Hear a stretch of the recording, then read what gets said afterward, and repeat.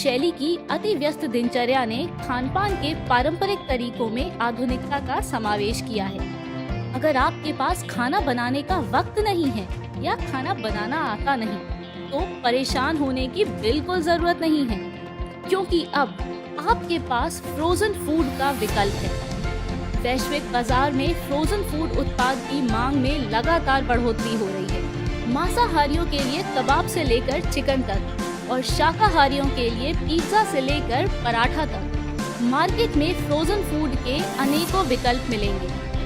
Frozen मछली की बात करें तो इसने भारतीय रसोई में एक खास जगह बना ली है। मछली पालन उद्योग, जो किसी समय मछुआरों तक ही सीमित था, आज एक सफल और प्रतिष्ठित लघु उद्योग के रूप में स्थापित हो चुका है। वैश्विक स्तर पर मत्स्य पालन में भारत का दूसरा स्थान है।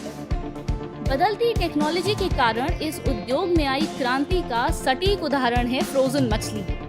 High protein, omega 3 fatty acid के अलावा कई अन्य पोषक तत्वों से भरपूर मछली की बढ़ती मांग के कारण फ्रोजन मछली के चलन में भी बढ़ोतरी हुई है। मछली को फ्रीज करके रखना इसकी शेल्फ लाइफ बढ़ाने के साथ ही मांग और आपूर्ति के बीच संतुलन सुनिश्चित करता है। इस वीडियो डॉक्यूमेंट्री के जरिए हम फ्रोजन मछली की प्रोसेसिंग से जुड़े व्यापार की सभी जरूरी जानकारी आप तक पहुंचाएंगे। सबसे पहले जान लीजिए फ्रोजन फिश की प्रोसेसिंग कौन सी मशीनरी और इक्विपमेंट्स की मदद से की जाती है। मशीन में आपको water treatment plant, automatic washing unit, refrigeration unit, compressor, fish cutting machine, ice crusher, weighing machine और पैकेजिंग मशीन की जरूरत होगी। तो वहीं इक्विपमेंट्स में बिन्स और इंसुलेटेड बॉक्सेस का उपयोग किया जाएगा। अदर इक्विपमेंट्स और फर्नीचर की बात करें तो आप इसमें सामान्य फर्नीचर का उपयोग कर सकते हैं। 300 किलो प्रतिदिन की निर्धारित क्षमता पर काम कर रही मशीन के लिए 12 से 15 किलोवाट इलेक्ट्रिक पावर कनेक्शन चाहिए होगा। फ्रोजन फिश का व्यापार है तो जाहिर है कि इसमें रॉ मटेरियल के तौर पर कच्ची मछली और बर्फ का इस्तेमाल किया जाएगा। फ्रोजन फिश प्रोसेसिंग के लिए सबसे पहले आप कच्चे माल यानी कि मछलियों को इकट्ठा करेंगे। इन मछलियों को इनके प्रकार और गुणवत्ता के आधार पर अलग अलग कर लेंगे। इसके बाद एक टैंकर में डालकर इन्हें अच्छे से धोया और साफ किया जाएगा।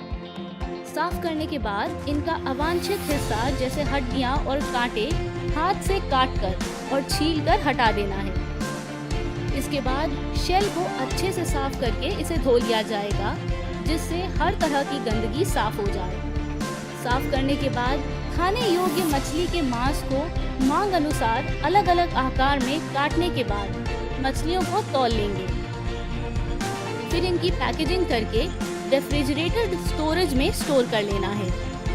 फ्रोजन फिश की शेल्फ लाइफ बरकरार रखने के लिए रेफ्रिजरेटेड स्टोरेज का तापमान -28 डिग्री सेल्सियस तक रखा जाता है। इसके बाद बाजार में मांग के अनुसार पैक्ड मछलियों की सप्लाई की जाती है।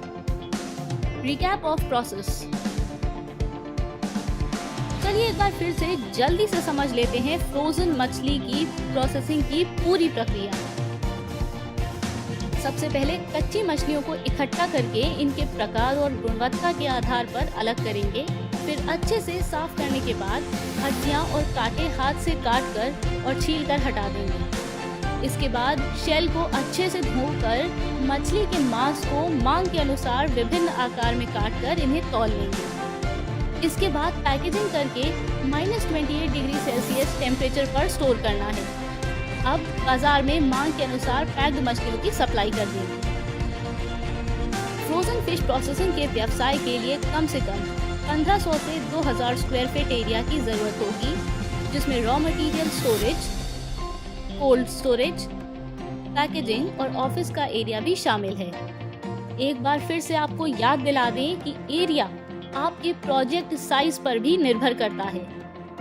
ये व्यवसाय 9 से 10 लोगों के साथ आप शुरू कर सकते हैं, जिसमें स्किल्ड और अनस्किल्ड लेबर, अकाउंटेंट, सुपरवाइजर के साथ अन्य वर्कर्स भी शामिल हैं। फ्रोजन फिश प्रोसेसिंग से जुड़ा इन्वेस्टमेंट पूरी तरह से आपके बिजनेस की दैनिक उत्पादन क्षमता पर निर्भर करता है।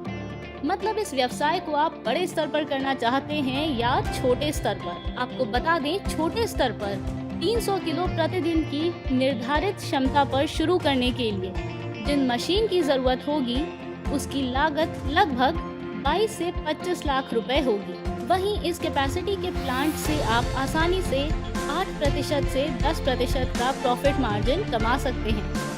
गौर करें कि फ्रोजन फिश प्रोसेसिंग के व्यापार को शुरू करने से पहले कुछ लाइसेंस लेने होंगे, जिनमें जीएसटी, उद्यम, FSSAI और वेट एंड मेजरमेंट शामिल है।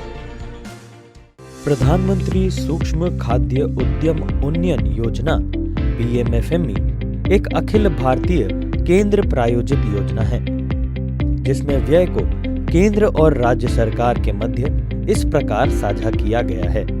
योजना 5 वर्षों 2020-21 से 2024-25 तक के लिए लागू होगी। इसके माध्यम से 2 लाख सूक्ष्म खाद्य प्रसंस्करण इकाइयों को प्रत्यक्ष सहायता और वित्तीय, तकनीकी, विपणन और ब्रांडिंग सहायता प्राप्त होगी। साथ ही व्यक्तित्व इकाइयों को 35% तक का क्रेडिट लिंक्ड ग्रांट के रूप में अधिकतम 10 लाख रुपए तक का अनुदान है। लाभार्थी को योगदान परियोजना लागत का न्यूनतम 10% निवेश करना होगा। समूह इकाइयों जैसे किसान उत्पादक संगठन FPO, स्वयं सहायता समूह SHG, किसान उत्पादक सहकारिता को भी पूंजी निवेश, प्रशिक्षण सहायता, विपणन के लिए क्रेडिट ग्रांट 35% तक का अनुदान प्राप्त है। स्वयं सहायता समूह SHG को SHG फेडरेशन स्तर पर प्रति सदस्य 40,000 रुपए की प्रारंभिक पूंजी देय है।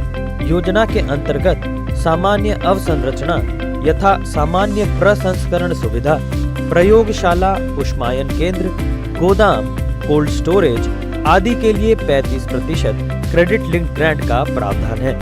खाद्य प्रसंस्करण उद्योग मंत्रालय के द्वारा लागू PMFME स्कीम के साथ साथ अन्य योजनाओं जैसे ऑपरेशन ग्रीन्स आदि की विस्तृत जानकारी मंत्रालय की वेबसाइट www.mofpi.nic.in पर उपलब्ध है।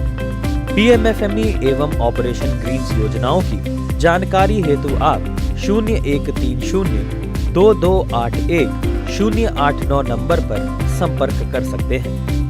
खाद्य प्रसंस्करण पर उद्योगी जानकारी एवं वीडियो निफ्टम वेबसाइट के PMFME लिंक पर उपलब्ध है।